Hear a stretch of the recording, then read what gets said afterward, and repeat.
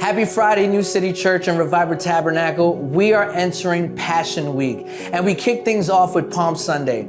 Now, Palm Sunday comes from the moment in Jesus' life where he enters Jerusalem riding on a donkey.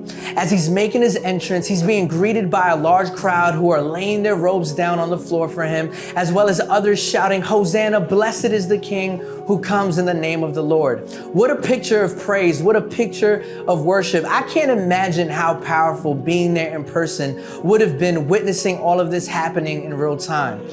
However, what's interesting is what happens right after this. The gospel writer Luke tells us Jesus began to weep over the city. He began to lament. Here's one of the reasons why. The people offering their worship to Jesus were actually worshiping a picture of Jesus that he did not represent, and he knew that.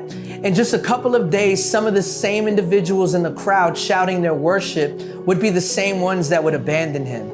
They expected Jesus to come riding on a horse with a sword, ready to take over, but instead he came as the humble servant riding in on a donkey, ready to lay his life down for all of us. So I'm not sure I would use this scene as the example of true worship.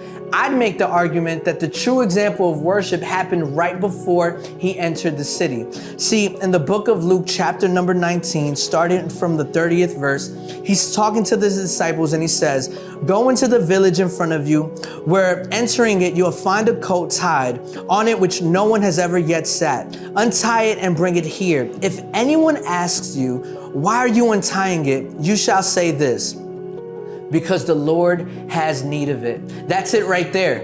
Because the Lord has need of it. As you continue to read, the disciples do exactly what he says. And they're met with someone that asks them why they need the donkey. And all they need to hear in order to give it up was, "Because the Lord has need of it." I don't know about you, but if I'm walking towards my car and I see disciples trying to take it, I ask them why, and their response to me is talking about the Lord needs it. I'll tell you who's not giving up their car. This guy.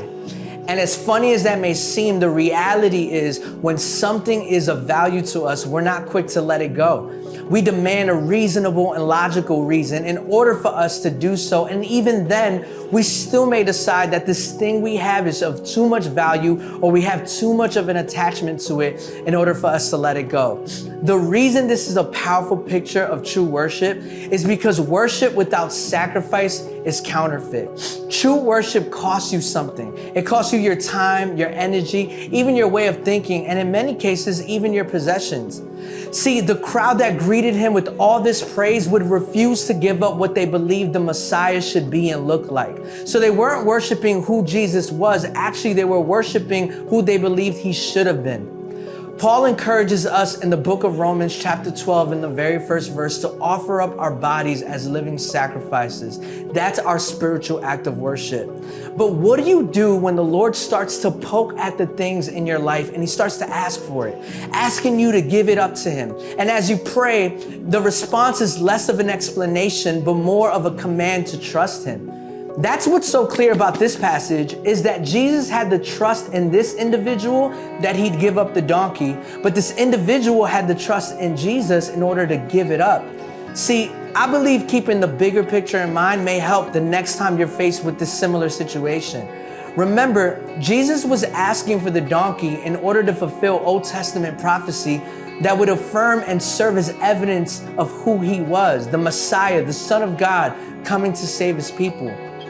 What that means for us is that oftentimes in our lives, when the Lord demands for us to give up something, it's usually because he's trying to prove something.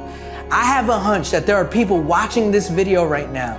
The Lord's asking you to give that thing up. It can be a way of thinking. It could be a certain emotion, fear, anxiety, a lack of forgiveness. It can be for some even a relationship. And you find yourself wrestling, asking the Lord, why do I have to let this go? And for you, the response is simply because the Lord needs it.